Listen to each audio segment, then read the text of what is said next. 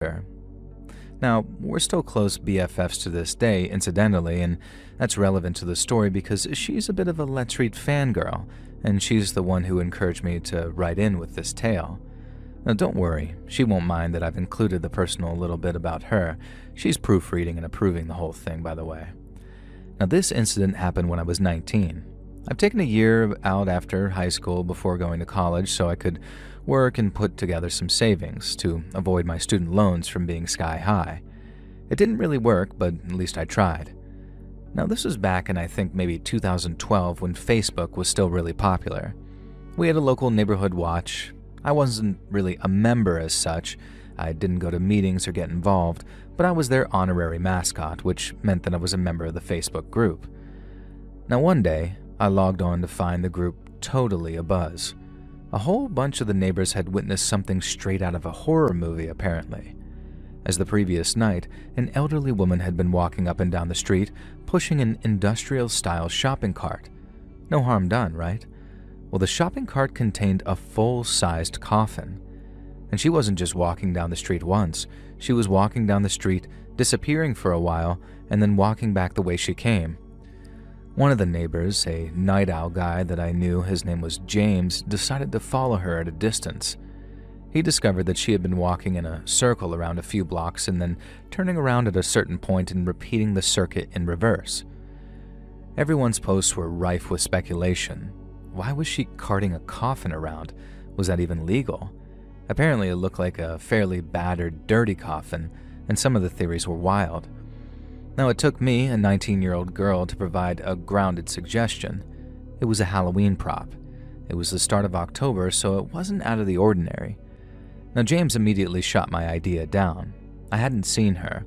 Why would this extremely elderly lady be walking a circuit around the block with a spirit Halloween coffin in a shopping cart? That's a good point, James, but had he considered dementia? Maybe the old lady lived on the next street over and she was suffering from sundown syndrome, which causes dementia sufferers to start acting weird right after nightfall. It was as good an explanation as any. But whatever. It had happened, it was over, and I guess we'd never know, I said. But wrong. I was very wrong. And the next night, the old woman was back, walking her little loops, and this time, James called me up. Now, I'm sure he'd been waiting for an excuse to call me. The guy actually did have a crush on me since middle school, and he told me to look out my window. Now, sure enough, the old woman was there, and she was really, really old. I was amazed that she had the strength to push a shopping cart around at all, let alone one with a coffin in it. And she wasn't pushing it slowly either. She was striding around like a woman half her age. Now, one thing I noticed that nobody else had seemed to pick up on was that this coffin really did not look like some spirit Halloween prop. If so, it was the most realistic prop I'd ever seen, and it looked a lot more like a film or TV prop than anything else. At least it couldn't be a real coffin, could it? Now, this whole fiasco went on for another few days. I was on vacation from work, so I was happy to play night owl for a while, and then, that Sunday night, the elderly woman didn't show up. I breathed a sigh of relief, and perhaps this was the end of it. No. The next day, Monday, she was back, and I couldn't help but notice that the coffin was starting to look a little worse for the wear. It had been raining almost constantly for a week, mostly some light rain, but heavier in the daytime, and I wondered if she'd been storing the coffin outside because it certainly looked like the wood was starting to get mold and splinter a little bit. Tuesday came and went, and I saw her again. Now the old woman was starting to fall apart. I really started to pay attention to her appearance. She looked almost confused and scared. Her gait, which had been strong to start with, was really starting to falter, and I was beginning to be more and more convinced that this was dementia. Now, the rest of the neighborhood watch seemed hesitant to get involved, even James. I think he even spooked them out a little.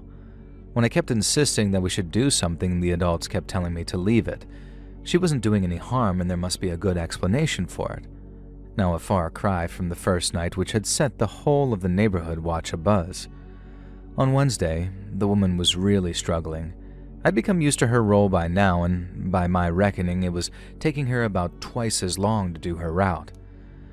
Now, on Thursday, she was struggling even further because one of the wheels on her shopping cart had gone all gimpy, and she really had to struggle to keep it straight.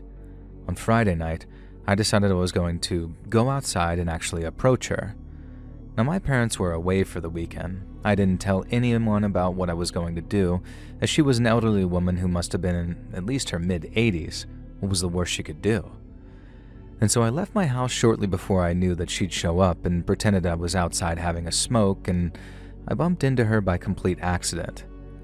It was very clear to me that she was confused. She kept calling me Gloria, which isn't even slightly my name, but eventually I managed to persuade her to open up, and the story she told me was heartbreaking and tragic.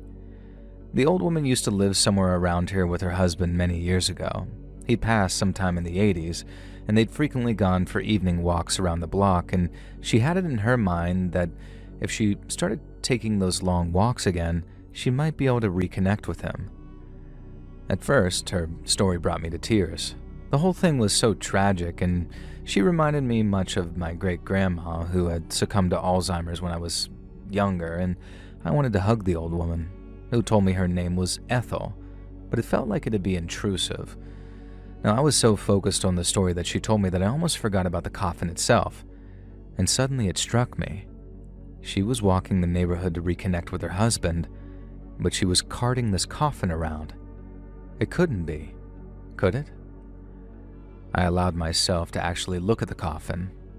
Now, I'd been avoiding looking the whole time, as I suspected that the wood had started rotting in places, and there were a couple of holes in the coffin lid that had led me into the interior.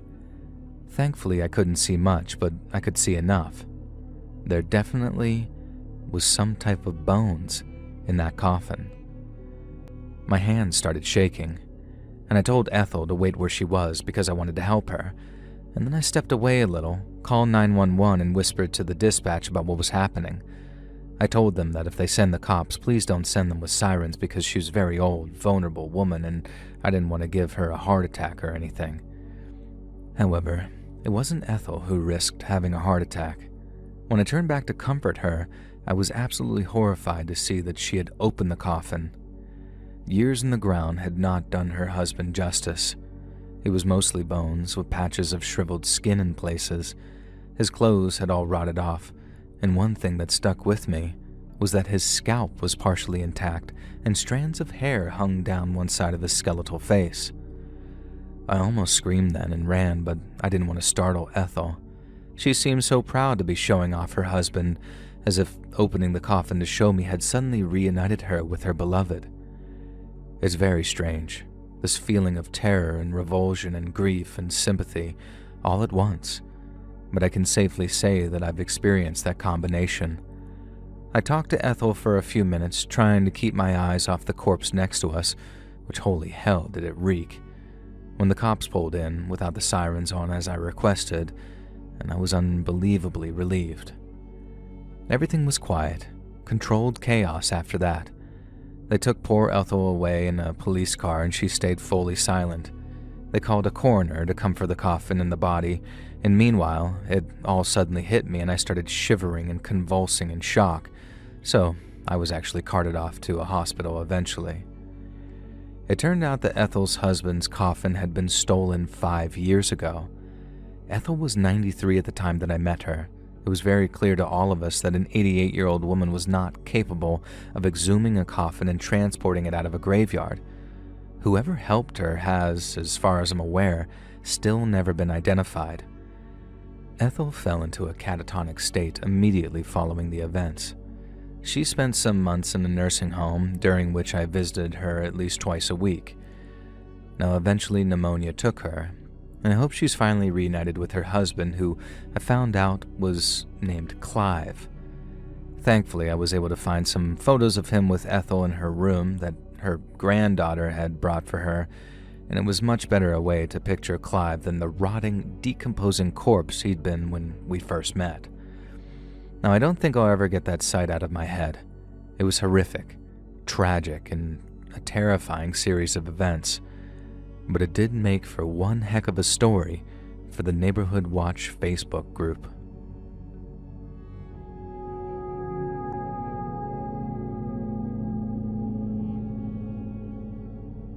Do you like fire, Joel? I used to. I used to enjoy bonfires and campfires, I used to love staring into the flames and imagining I could see all kinds of magical things in them. Now, fire just fills me with fear. Not just because of one event, but because of two. They occurred a few months apart, but they are almost certainly linked. The first event happened when I was walking home from town one day. I live within walking distance of the shopping district.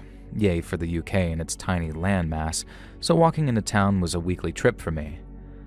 I live in a no-through terrace street with footpaths on one end.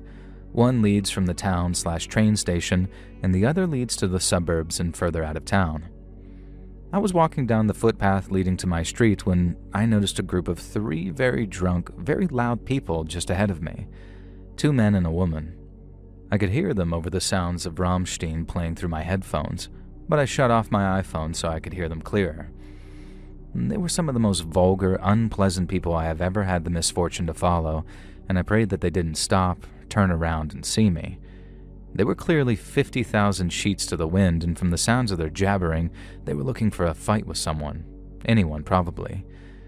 Thankfully, they were too focused on heading to wherever to stop and turn around. As I reached the turning into my street, they crossed over to the next footpath. I watched with disgust as one of them tossed a cigarette butt into the hedge of my neighbor at the end of the street. And as soon as I got home and unpacked my shopping, I headed upstairs and checked out the window.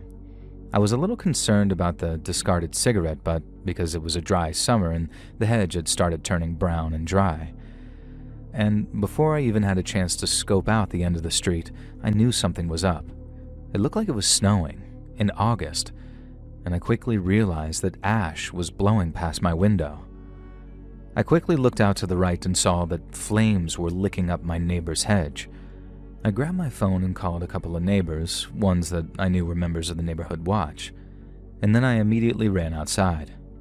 Before I even had a chance to get halfway down the street, the entire hedge, and I'm talking an extremely large, deciduous hedge here, had caught fully ablaze. Other neighbors started emerging from their houses, and we felt helpless as we realized that there was pretty much no way to get any kind of water towards the hedge. A bunch of us had called the fire brigade, but we had to watch in horror as the fire spread across the garden and caused the large tree in the center of my neighbor's front garden to suddenly erupt into flames. Now, it seemed like it took mere seconds for the tree to turn into a smoldering, blackened trunk and dead branches. Thankfully, that killed this part of the fire, but there was still the hedge to contend with, and with the danger of the fire spreading to the house. Thankfully, the fire brigade got there and managed to control the blaze. Once things had calmed down, I drew one of the firemen aside and told him about the trio that I'd seen tossing a potentially lit cigarette butt into the hedge, as it was clear that this had caused the fire. Now, to my surprise, the fireman seemed completely disinterested. In fact, he acted like I was an annoyance or like he didn't believe me. And this really infuriated me because I guess I was a younger person at the time, and obviously young people, and when I say young, I mean mid-20s, apparently can't be taken seriously. And this event is what caused me to finally, properly join the neighborhood watch. I did pretty well in my first few months as a fully fledged member. I recruited other neighbors and persuaded them to join. As someone who often works nights, I kept an eye out and was able to scare off at least 1 or 2 potential vehicle vandals. I saw a guy dealing weed on the corner a few times, but I'm not that much of a narc, so I let that one be. And then, one night, I was up very late playing video games on the computer in my room at the back of the house. Now, I forget what I was playing, but it must have been something quiet because, despite wearing headphones, I was able to hear what sounded like fireworks coming from outside. Now, it wasn't remotely fireworks season, and when I heard a second bang, I realized that it sounded more like a gunshot than a firework, but not quite that either. I climbed over my bed and peered out the window. A disturbing orange glow was coming from the back garden of one of the houses on my side of the street, right at the end. Now, at first, I wasn't sure what I was seeing until I heard another explosion and a pillar of flame shot up into the air. Immediately, I called the fire brigade and then the leader of the neighborhood watch. I still wasn't sure which garden was on fire. My friends live at the penultimate house in the terrace, and I was worried it was their garden. I ran outside and was surprised to discover I was alone. The first thing I did was run to the end of the street, And that's when I realized that it was the side garden of the final house in the row, number 20, which was on fire. And from what I could tell, it was the garden shed, but the flames were licking dangerously towards the house itself, which was pretty dilapidated and, in particular, had a wooden balcony which could easily catch fire. I ran straight to number 19 and knocked, waking them up, and started yelling that the next door was on fire and it could spread to their house and they needed to get out of there right away. Now, as soon as I left number 19 with the family in tow, I was met by other neighbors who had also heard the commotion. A few of us had already called the fire brigade at the same time, and we were assured that they were on their way. I looked around, and I could not see the guy who lived in number 20. I assumed that he would have been first to evacuate, but no. Entering his garden was impossible, as he had a big wooden gate which was locked and would have been too slow to climb over.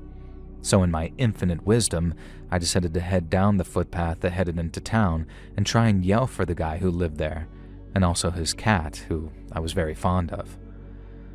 I took a few steps down from the footpath when suddenly there was another explosion from the shed.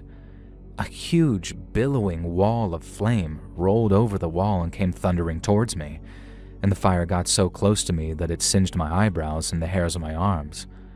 I jumped backwards. If I had taken one single step forwards, I would have been hit by that wall of flame.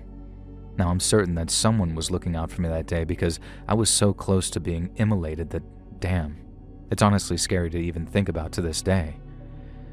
Now, the first brigade showed up and then the cops. And when the fire was put out and all the commotion had died down and some time had passed, we eventually discovered through our neighborhood watch liaison that it had been an act of arson. Someone had set the neighbor's shed on fire. Unfortunately, the neighbor had been storing a whole bunch of aerosol cans and fuel in his shed, which he really wasn't supposed to do, which had led to the fire being far more serious than was likely intended and far more dangerous.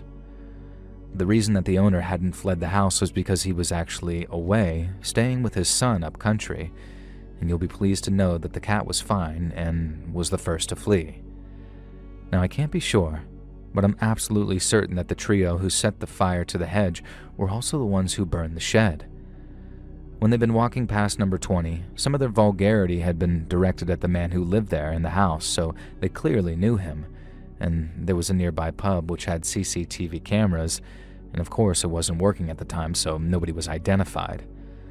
The arsonist or arsonists were never caught, but I know who it was. It was the drunk alcoholic smokers who recklessly threw burning cigarette butts around, and so just after our street had stopped stinking of a burning hedge, it started stinking of a burning shed. That was a fun year, with the smell of burning everything permeating our lives. At least nothing else had caught fire for nearly 2 decades now, and if it does, then I'm going to leave it up to other members of the neighborhood watch to go heroically diving into those flames. I don't recommend it, and I think I exhausted my luck when I almost caught on fire the first time. But you know, if I'm ever forced to save a cat from the flames, I can't promise I won't dive into that inferno again.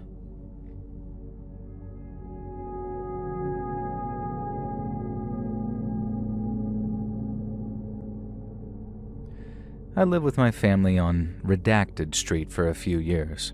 It was a close-knit, lovely community full of diversity and friendship, and a whole bunch of us became fast friends, and we'd regularly host barbecues and get-togethers at each other's places. The guys, me included, would often watch football regularly, and we'd generally just have a good time. And that's why it made total sense to set up a neighborhood watch. It seemed like fun at first. The neighborhood was extremely safe, and there wasn't much to really watch out for. But a bunch of us hot-blooded guys thought that it would be a badass idea, and so we went about filing the correct paperwork and completing the correct registrations. And soon, every house had one of those neighborhood watch stickers in their window, and we had a menacing sign attached to a lamppost at the opening of the street. Now, I was very impressed that absolutely everyone in the community signed up. Not surprised really, but still. Of course, nothing happened for a while.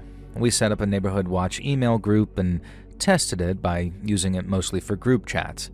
Sometimes we'd do tests. One of us would alert the others that they were going to fake an emergency, and then we would, just to test our reaction times. It was completely silly and really achieved nothing, but it was fun. And that's why I didn't take it entirely seriously when I got Mike's email to the group. Mike was the elected head of this neighborhood watch, and he was a bit of a joker. He was a serious, dependable guy when it came to it, but he was always down for a laugh.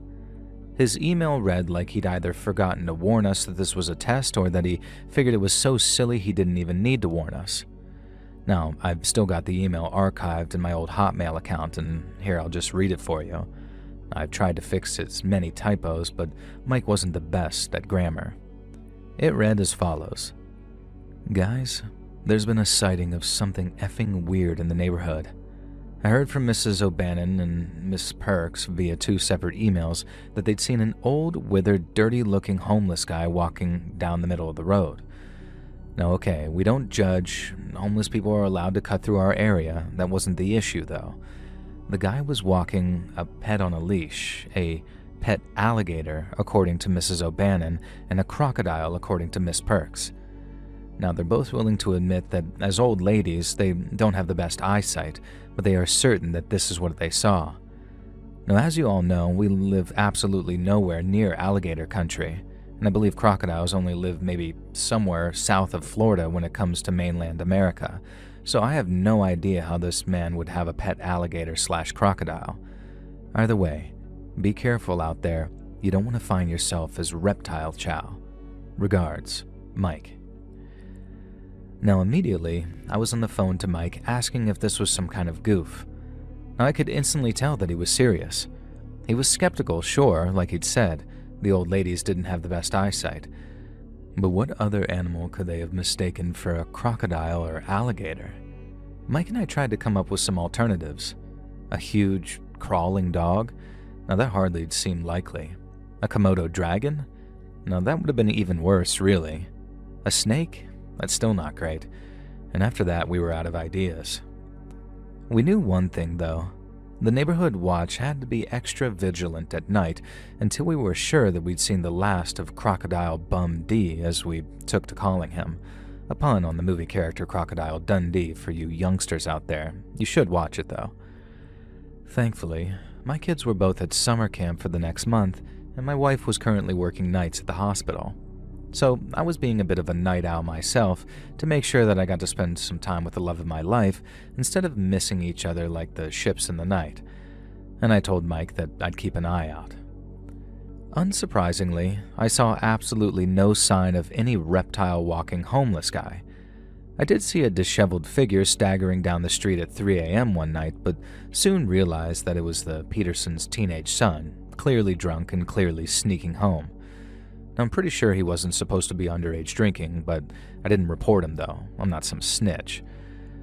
Now, the next night was actually a full moon. It was a beautiful night, warm without being oppressive, and the kind of night that you really didn't want to stay stuck inside on the computer. I've been neglecting my morning jogs to make sure that I was home to greet my wife, so I decided that at 1 a.m., that was a decent enough time to go quietly jogging around the neighborhood.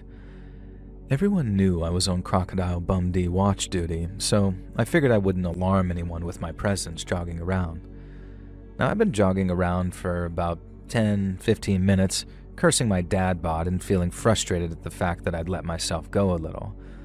I took a break to sort of bend down and control my breathing, and you know the way that joggers do where you rest your hands on your thighs?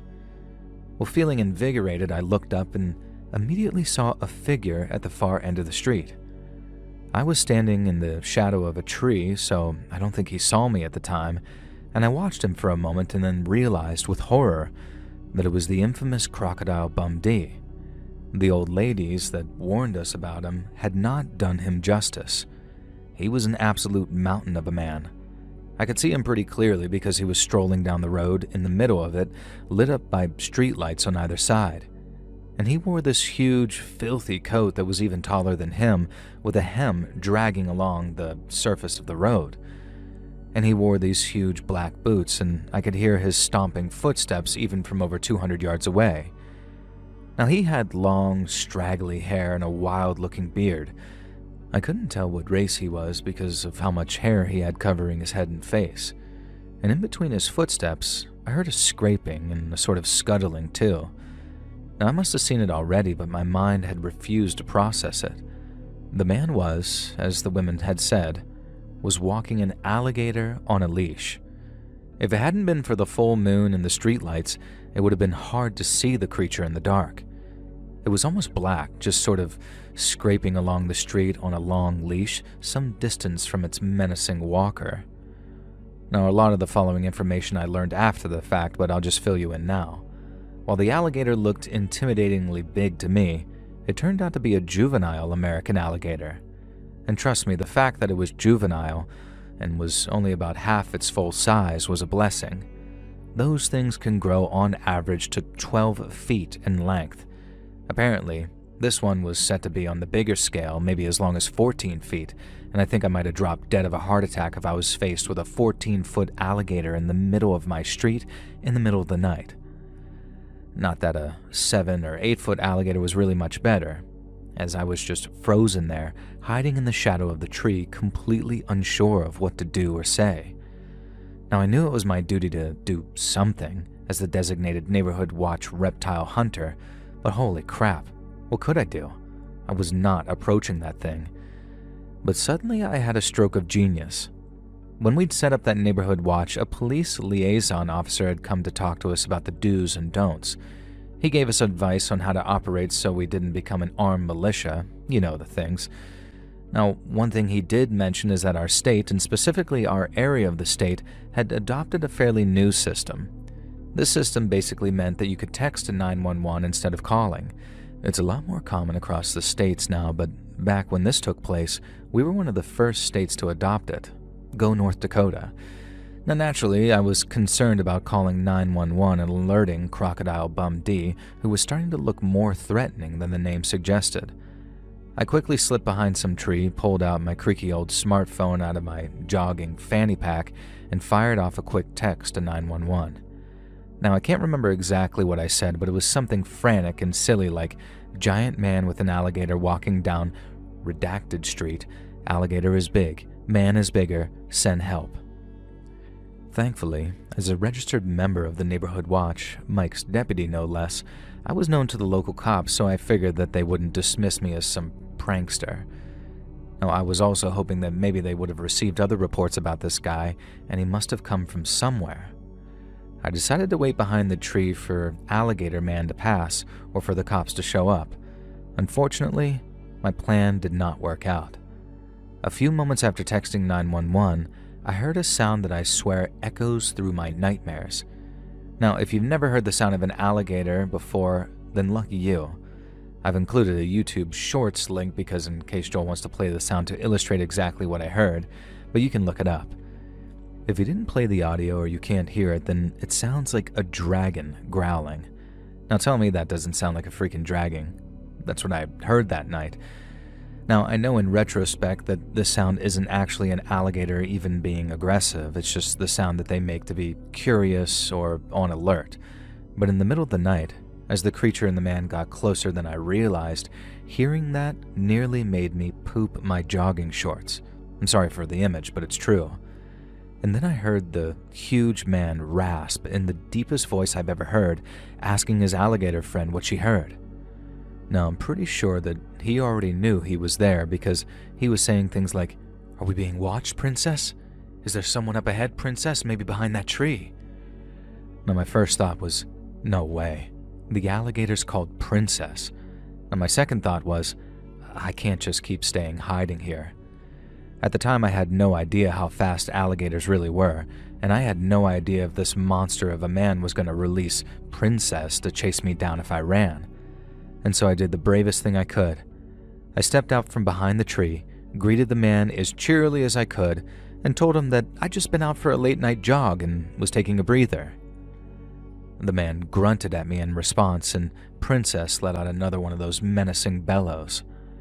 Now, I knew I couldn't just say, "Nice to meet you, bye, I'm off to bed now." I didn't want Alligator Man to see where I lived, for starters, and so I decided to try and strike up a conversation with him. "So, taking your gator for a walk, huh?"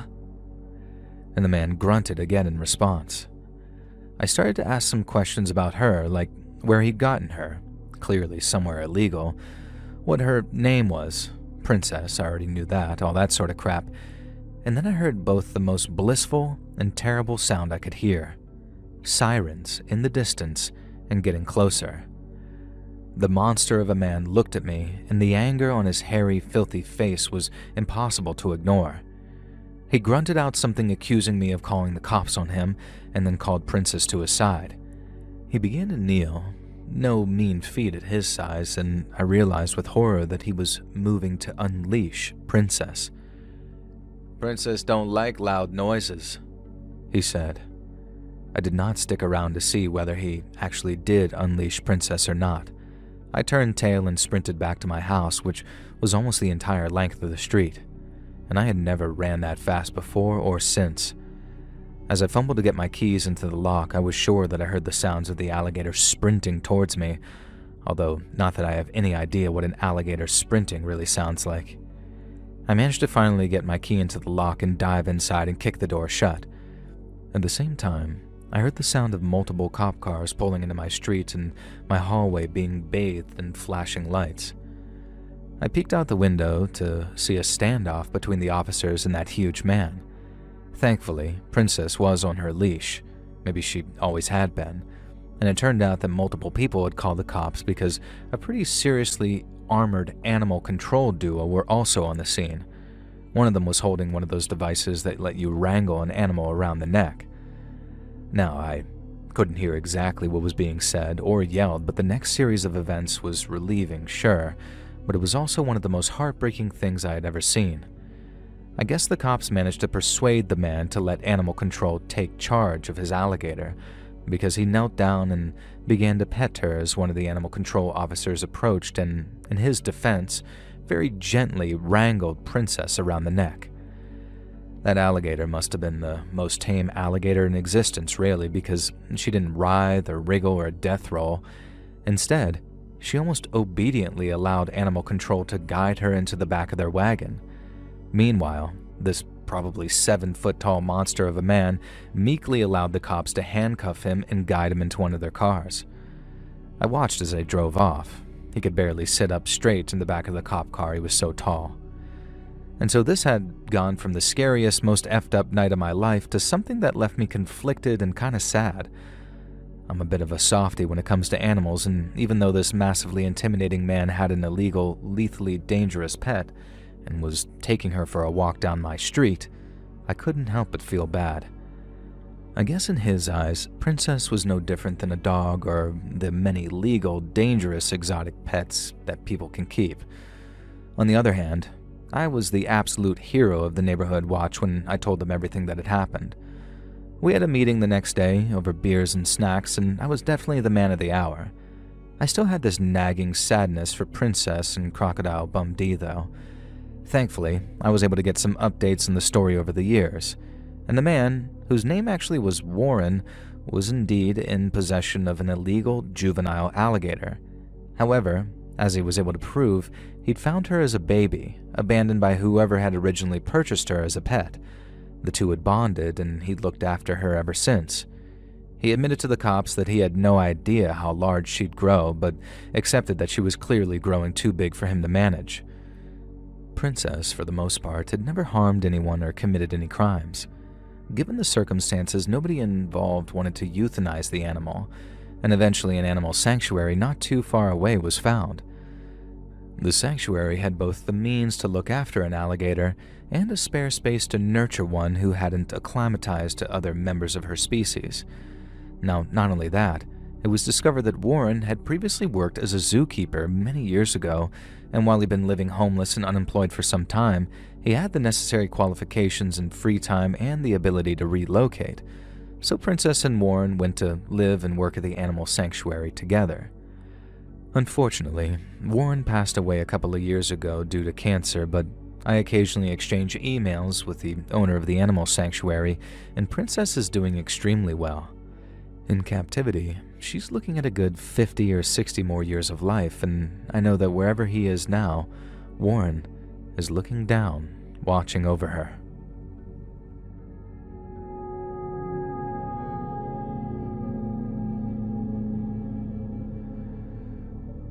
I used to be part of a neighborhood watch group, and I was witness to an absolutely crazy, kind of creepy incident that sticks with me to this day.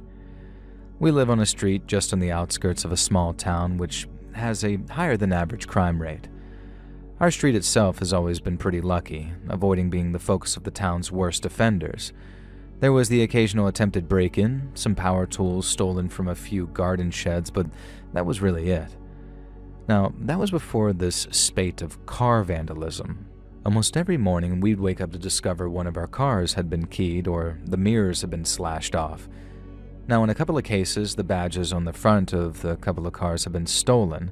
Now, this was back when that was a lot easier to do. One of the neighbors owned a Mercedes, and I swear his badge must have been stolen 3 times over the course of a year or so, even after we put a stop to the worst of the vandalism. Now, the vandalism is what spurred us on to start taking the neighborhood watch duties seriously. We spoke to local law enforcement, asked for the best tips we could, befriended a community officer, and got a direct line to the local station. And they also agreed to send a patrol into our cul-de-sac as many nights as possible. Now, not to belittle our boys in blue, but I don't think I ever actually saw a cop patrolling our street. I guess in fairness, they did have better things to do, like preventing murders and violent stuff in the city, so it's not like I hold it against them. And that's what the neighborhood watch was for anyway. The vandalism continued though, so about 5 or 6 of us guys volunteered to take night duty until the vandal was caught.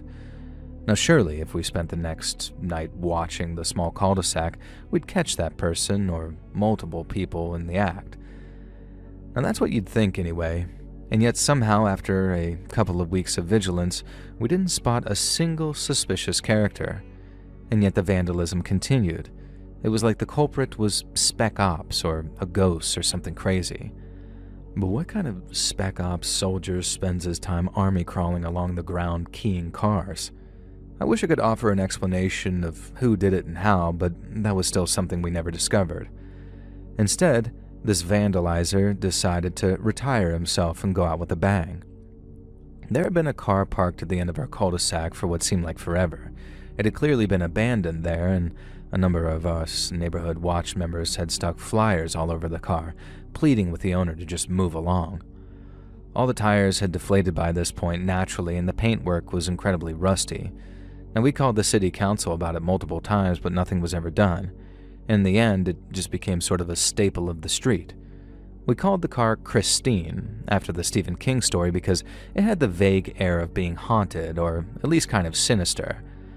Now, one night, it was my turn on night watch, and I was just working on my laptop looking out the window when I noticed a glow coming from the end of the cul-de-sac.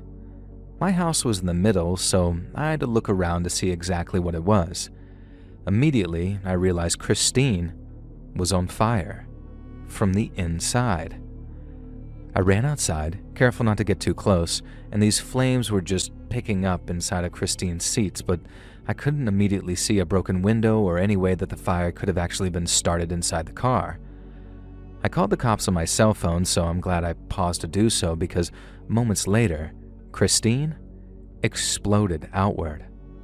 It wasn't the kind of huge epic explosion you might see in the movies or expect from Call of Duty or something.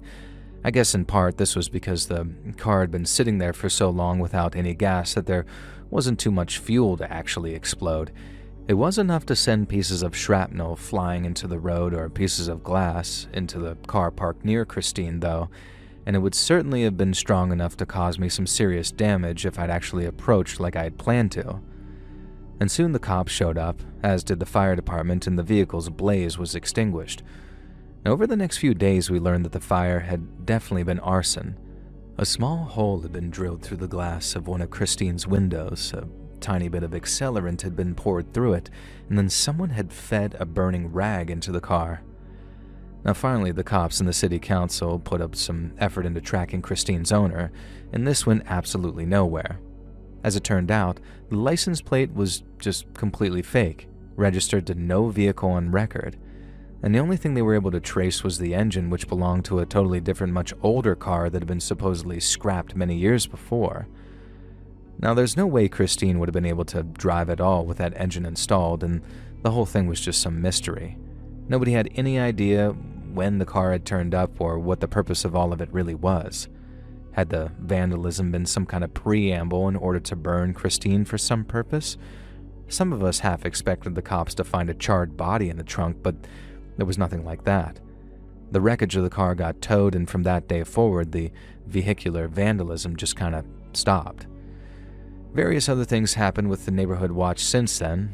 I confronted a burglar, and one of my neighbors helped the cops arrest an SA offender on the run, and we successfully chased off a gang of drug dealers who'd started operating on the corner. But nothing ever came close to being as puzzling and mysterious or creepy as that series of vehicular vandalism and the mysterious Christine, the impossible car. Now, it's been nearly a decade since then, and I still think about it from time to time. At the very least, I wish I knew who had been responsible for the vandalism and how they'd been able to slip under my nose quite so successfully. But I guess some mysteries just never end up getting solved.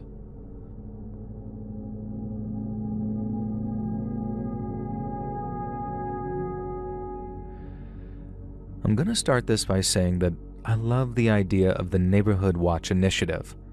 I've moved house since this story took place, and I'm part of an unofficial neighborhood watch myself. I regularly help out, and I'd say that I'm a proud member. Now, it wasn't always the case. I used to live in a small ranch-style house in a relatively rural neighborhood. I didn't know much about the concept of neighborhood watch groups at the time, and even less so about the type of neighborhood watch group in my area. I don't really want to name the group or explain who they were because it'll open up a can of worms, but let's just say that they were a specific type of neighborhood watch group where all the members were of a certain heritage, which I was not, and therefore I was never invited to join or be any part of their group. But within a day of moving in, I did receive a surprisingly professional-looking pamphlet detailing who they were and what they did. In short, they kept an eye on the neighborhood for undesirables, bad behavior, and any threat to their way of life. My vague understanding of a neighborhood watch group was that they were a group of people who kept an eye out for crime or vandalism, but that didn't seem to be the case here. It seemed more like a homeowners association, but they were adamant in their literature that they were a neighborhood watch group. And boy, did they send a lot of literature. Almost every week I received a Neighborhood Watch newsletter, but these mostly consisted of lists of things I should or shouldn't do as a good member of the community. The pamphlets I received seemed specifically designed for people like me, i.e. people who didn't quite fit in to their culture. I don't want to say that they were outright hostile, but they made it very clear that I didn't entirely belong and I wasn't one of them.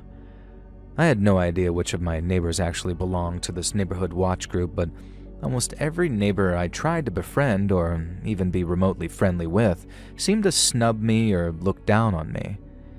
They were all a fair bit older than me, with the youngest pushing 50 aside from a small handful of families who kept to themselves. And there was one neighbor I befriended, though. I'll just call him Devin. Now, he was a black guy who had lived in the neighborhood with his wife until she tragically passed away a couple of years ago. We became buddies, and I soon found out that he'd been made to feel as ostracized by the neighborhood watch as I had. And according to Devin, they'd barely even offered sympathy when his wife had passed. Their biggest concern seemed to be informing him that if he was holding the wake at home, he'd have to limit how many cars parked in the street because otherwise it might become inconvenient for the others. Now, I was horrified at this. The man had just lost his wife, and the neighborhood watch, as they called himself, were concerned that too many people might want to support him and pay their respects. And so we kind of bonded over how much of a bunch of expletives this neighborhood watch group was.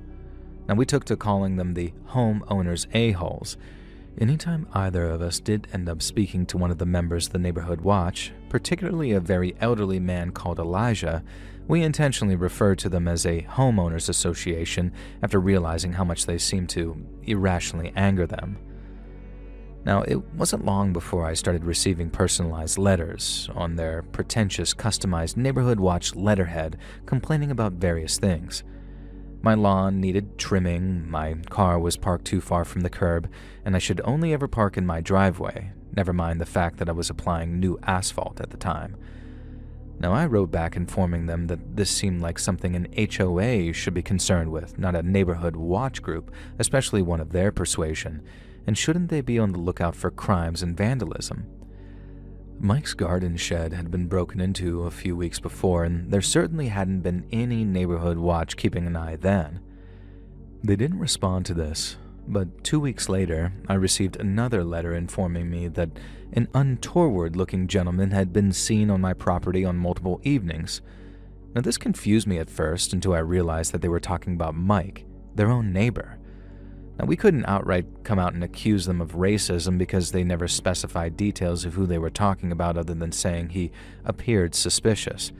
But it wasn't hard to read between the lines. I think I was angrier about this than Mike was. I guess he was used to the neighbors being kind of hostile, which he said had been going on ever since he and his Iranian wife moved in. As an Iranian guy myself, this made me even more angry for a bunch of reasons, and Mike really had to work hard to calm me down. And that's when he hit me with the news. He was moving out in 3 months. Now, I was kind of mad at him. He was going to leave me with these people who clearly didn't want us here. And that's when he suggested that I sell up and, for the time being, move in with him as his roommate. Now, it felt kind of juvenile, as men in our late 20s and early 30s respectively, but Mike was moving to my dream city, San Francisco, and I had family there. It wasn't actually a bad idea, so it was decided. We'd leave this weird, creepy neighborhood watch cult in our rearview mirror and move out. And that's when things got really crazy. I started receiving notes again on the neighborhood watch letterheads, and this time they were accusing me of running a meth lab in the basement. At first, that's all they were, statements and accusations. And then they escalated. I could call the cops and shut you down, but I won't. Not yet. That kind of thing. And the next, I received an ultimatum telling me to shut the meth lab down or something terrible would happen. Now, this was all insane. Obviously, I was not running a meth lab in my basement, and the biggest piece of evidence in my defense was that I did not even have a basement. I guess some of the other houses in the spread-out neighborhood did, and whoever was accusing me of this was one of those basement owners. Presumably he or she assumed my house was just the same. I showed Mike, and what started off as a kind of joke soon turned pretty scary. We were counting down the days until the move, just 6 weeks now. And that's when I got the most terrifying letter yet, still written on neighborhood watch letterhead paper, and the writing was scrawled, erratic, and somewhat mental. The writer threatened that if I didn't shut my meth lab down within a week, which I was clearly running with a friend, who the author identified with a slur that I won't repeat here, then both of our houses were going to be cleansed by holy fire, quote-unquote. Mike and I debated whether this was a metaphor or something more. Our question was answered when the hedge bordering my front yard was set ablaze in the middle of the night. The next morning, after a sleepless night and some wonderful aid from the fire department, I was met with another insane note claiming that this was a taste of what we were to expect. Now, obviously, I informed the cops at this point. They took all the notes for evidence just in case they could find any trace fingerprints, and I made photocopies before the cops took them and decided enough was enough. I was going to confront the leader of the neighborhood watch, a man I'd thus far completely avoided, and his name is Samuel. Now, with Mike as backup, we went storming over to Samuel's house. Now, the wind was knocked out of our sails a little when the door was answered by his adorable daughter who invited us in. And then Samuel's wife offered us hot drinks and cookies, and it was like cultural whiplash. Eventually, Samuel arrived home from his round of golf and sent the family away. We confronted him with the letters, angrily thrusting them right at his face, and we hit him with everything. How the neighbors had made us all feel unwelcome, how this kind of insanity was not the type of thing a neighborhood watch should be engaging in, and we asked if the organization was even registered with the local police or officials in any way. All the while, Samuel was just sitting there, quietly taking in our rage as he read over the notes. And when he was done, he looked at us with a face as pale as a ghost, and to his credit, he admitted that he and the neighbors had felt like myself, Mike, and his wife had not been the best fit for the neighborhood. He admitted that the pamphlets we were sent were intentionally hostile, that there were a number of neighbors, particularly the old folks, who like to keep things culturally insular. Now, I'd just like to reiterate at this point that this wasn't a regular sort of white thing. It wasn't even just a group of white people just trying to drive us out. It was a lot more complex than that, but I don't want to go into the whole story here due to the current events. I'll just leave it up to you to decide what I'm talking about, but it wasn't a case of random white people acting hostile towards BIPOC folk. It was weirder than that, which is all I'll say on the matter. Now back to Samuel. He swore blind on his faith and his family that he had no knowledge of these handwritten, threatening notes and had no idea who sent them. I believed him. He'd been so bluntly honest with us to that point that I had no reason not to. Now Mike was less convinced, but I managed to persuade him. The one thing that did disturb us both was when Samuel said he had an idea and that both Mike and I should be very, very careful. He asked if there was any way we could escalate our move. When we told him there wasn't and that we were locked in for the next 6 weeks, Samuel told us to leave everything with him. Remember the old man Elijah who I mentioned earlier? Well, he died of a heart attack 3 days after we confronted Samuel, and the note stopped. The neighbors started being more friendly towards us, so much so in fact that some of them went out of their way to bring Mike and I these delicious food dishes, and Samuel invited us for dinner multiple times. Mike was still suspicious and didn't accept invites, but I at least tried to play nice with Samuel. Mostly I was curious to dig into what might have happened with Elijah. Samuel never let anything slip. He was a very slippery, intelligent character, but he dropped enough hints for me to know that Elijah had been the one sending the notes and that maybe, just maybe, his little heart attack had been a lot more convenient than coincidental. All in all, it was like living in Twin Peaks or the Twilight Zone. I was extremely happy to get out of there with Mike. Now, I stayed with him for around 6 months before moving into a place of my own with a wonderful woman that I met in Frisco, who I'm now proud to call my wife. We live in the city, and Mike lives nearby, and there's absolutely no official neighborhood watch to speak of. We all just look out for each other and act like good neighbors to each other. And that's all you need, really. The rest can work under the right circumstances, but when a group of people like our former neighborhood watch get together, there's a danger that it can spawn folks like Elijah who take things way too far, or people like Samuel who in many ways were the most chilling characters of them all, even if his actions might have saved us in the end. Frankly, I just don't want to meet any of them again or any of their ilk. I'm pretty happy with my diverse melting pot of city neighbors, thank you very much.